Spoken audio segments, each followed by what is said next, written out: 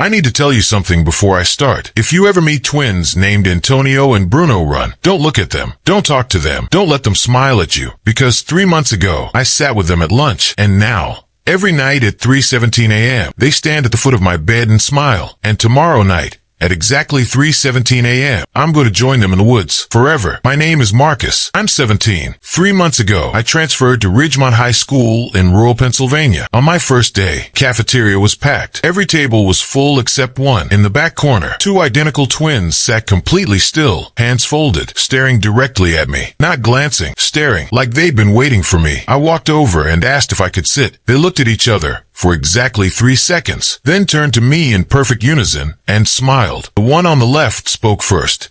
"We've been waiting for you, Marcus." I hadn't told them my name. "How did you?"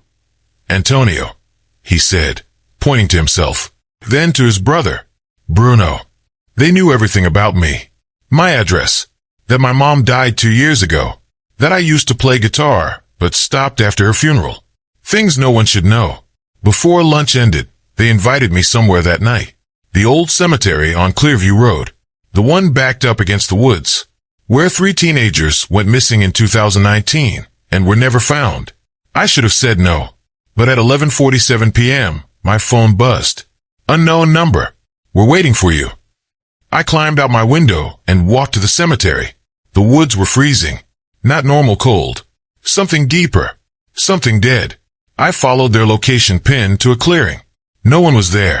Just disturbed ground like something had been buried recently. Then my phone buzzed. Turn around. Antonio and Bruno stood 15 feet behind me. I hadn't heard them approach. They were smiling. "We wanted to show you where it happened," Antonio said. "Where what happened?" Bruno tilted his head.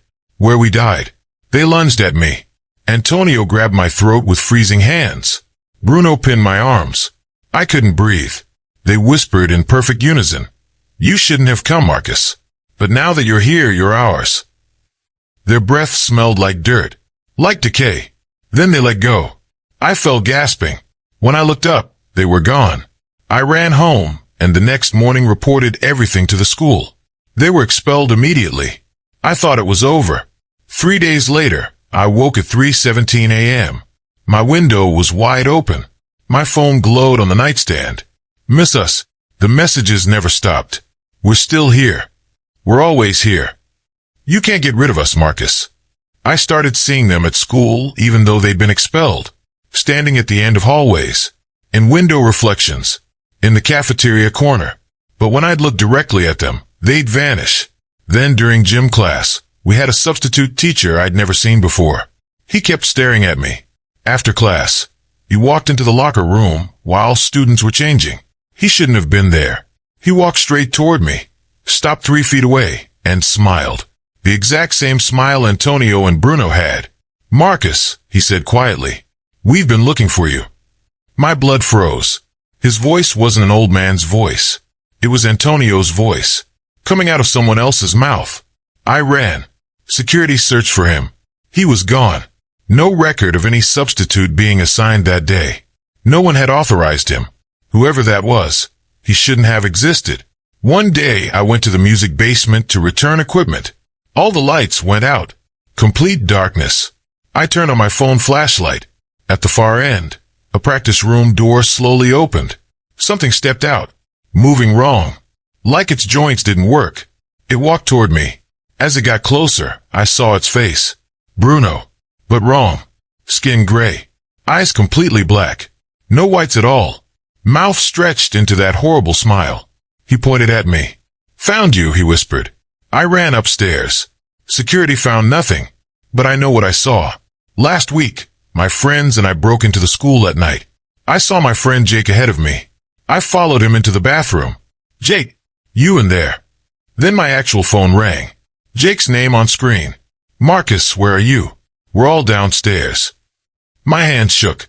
I looked at the closed stall. Someone stepped onto the toilet seat. A head appeared over the door. Antonio, smiling. "Found you again." I ran outside. Before we left, I looked back. In the second floor window, both of them stood side by side, watching me leave, still smiling. That night I finally researched their names. Antonio and Bruno Moretti. What I found destroyed me. Obituaries from 3 years ago.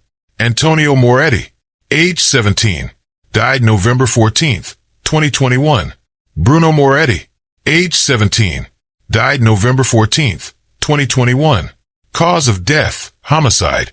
Bodies found in the woods behind Clearview Cemetery. Stabbed multiple times. Case never solved. But here's what made my blood run cold. 2 weeks before they died, they'd lured another student named David Chun into those woods. He escaped, reported them. They were expelled. 2 weeks later, Antonio and Bruno were found dead. And David Chun, he went missing 3 months after their deaths. Never found. In 2019, Sarah Matthews, same story. Lured to woods. Escaped. Reported them. For months later, missing. In 2017, Kyle Rodriguez, same woods. Same twins. Missing. They've been doing this for years. Finding someone vulnerable. Befriending them. Luring them to the woods. And then collecting them. Last night, I woke to both of them at the foot of my bed. Antonio on the left. Bruno on the right. Staring. Smiling. I couldn't move. I was paralyzed. Antonio spoke. It's almost time, Marcus. Bruno nodded. Almost time for you to join us. Join the others. In the woods. Where you belong. Behind them, my closet door opened.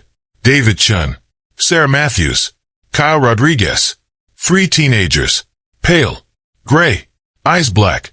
All smiling. Sarah whispered. They brought you to us.